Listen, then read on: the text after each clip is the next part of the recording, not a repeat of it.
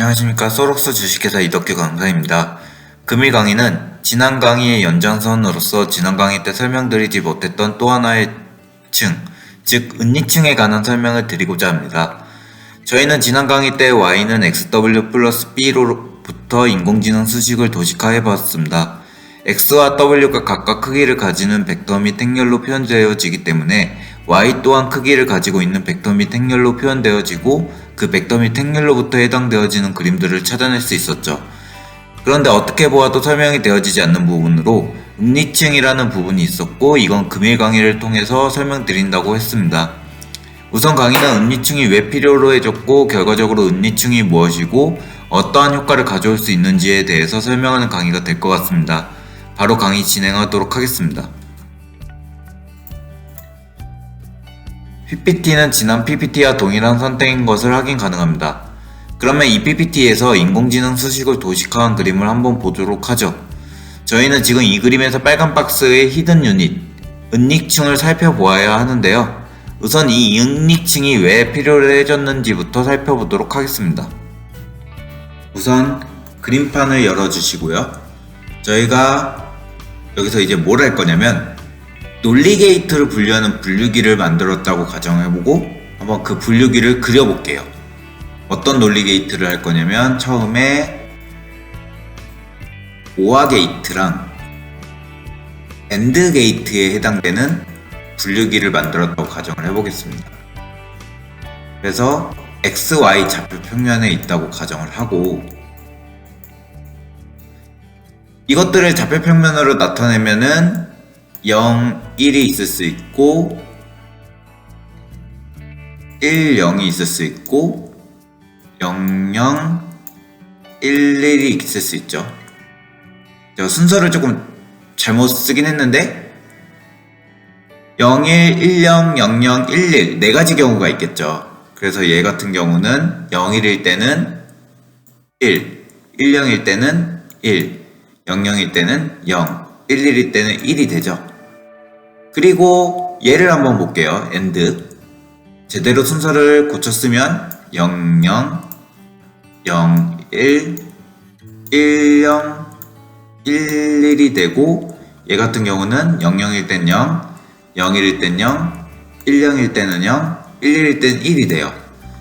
그러면 얘가 1번 경우 얘가 2번 경우라고 한번 생각을 해보고 제가 1번 경우를 2차 평면 위에서 그려본다고 가정을 해보겠습니다.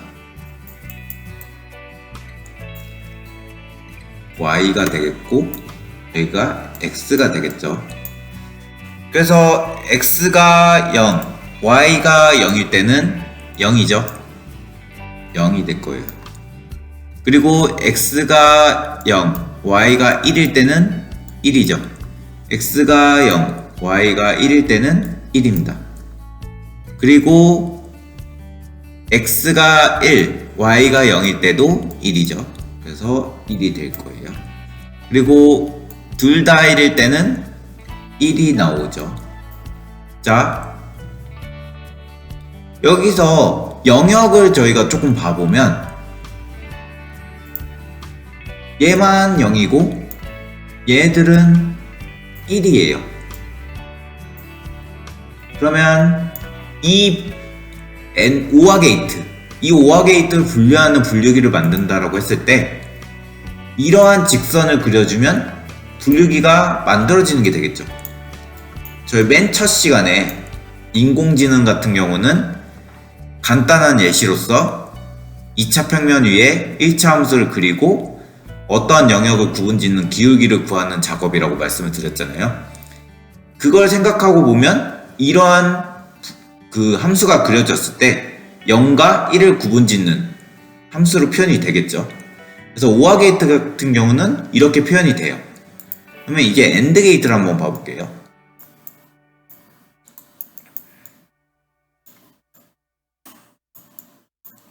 여기가 X, 여기가 Y가 될 건데 둘 다 0, 0일 때는 0입니다. 그리고 0,1일 때도 0이죠. 1,0일 때도 0이에요. 그렇지만 1,1일 때는 1이죠. 그래서 얘도 한번 살펴본다면 얘 같은 경우는 여기가 0이고 여기가 0이고 여기가 0 그리고 이쪽이 1. 그러면 이 분류기 같은 경우는 이렇게 그려주시면 되겠죠. 얘도 분류기를 만드는 게 가능해요.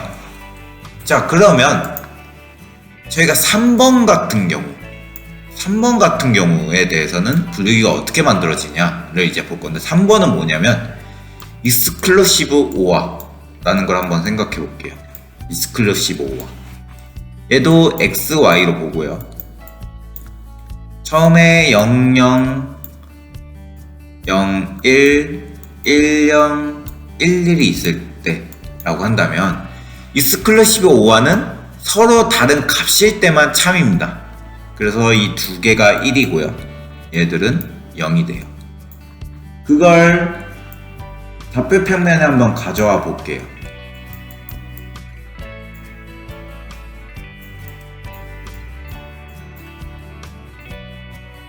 0,0일 때는 0이죠. 0,1일 때는 1입니다. 1,0일 때는 1이에요. 1,1일 땐 0이에요. 그래서 구분되는 거를 봤더니 0, 0, 1, 1 이렇게 구분이 되겠죠. 자, 그러면 이 상태에서 직선 하나 가지고 얘를 분류하라 라고 한다면 불가능하죠. 직선 하나가 더 분류한다라는 거는 불가능합니다. 저희가 직선 하나 가지고는 이 0, 1을 분류하는 거를 만들 수 없잖아요. 그때 이렇게 직선 하나를 그리고 나서 보조 역할로 이러한 직선을 하나 더 그리게 되면은 분류가 되겠죠. 직선이 하나 생기면 분류가 되는 작업이 만들어집니다. 이러한 직선 하나가 만들어지는 거, 이 직선이 만들어지는 거, 이 이유가 바로 은닉층이 만들어지는 이유예요.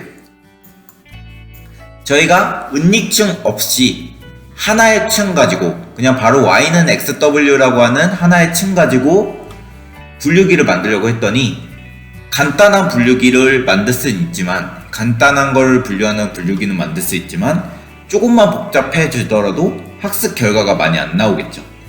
그래서 층을 하나 더 늘리는 걸로 학습 결과를 더 좋게 만드는 것, 이게 은닉층이 만들어진 이유고 은닉층을 사용해야 되는 이유가 되겠습니다. 방금 설명드린 것처럼 하나의 층만으로는 원활한 학습 결과를 이끌어낼 수 없기 때문에 사용자가 원활한 학습 결과를 이끌어내기 위해, 즉 보다 좋은 학습을 진행하기 위해 만들어 놓은 층이라고 생각하시면 되겠습니다. 층이 깊어지면 깊어질수록, 즉 은닉층의 개수가 많아지면 많아질수록 학습 시간이 오래 걸리기는 하나 학습의 결과가 더욱 좋아질 수 있습니다. PPT에 나와 있는 그림은 은닉층이 하나인 인공지능 계층이라고 생각하면 되겠습니다. 그러면 이 은닉층이 필요로 하는 이유와 어떠한 효과를 가져올 것인지를 설명해 보았으니 곧바로 이 은닉층을 포함하여 도식화된 그림을 해석해 볼 필요가 있겠죠?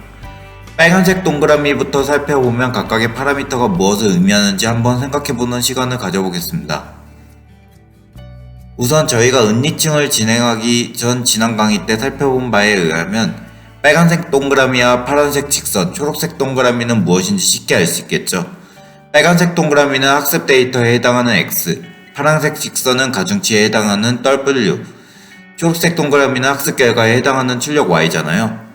이것들을 가지고 Y는 XW 플러스 B를 만들었던 것이고, B의 경우는 W에 비해 영향력이 크지 않기 때문에 이번 강의에서는 생략한다고 말씀을 드렸습니다. 그림에는 생략하지만 수식어로는 표현하도록 할게요.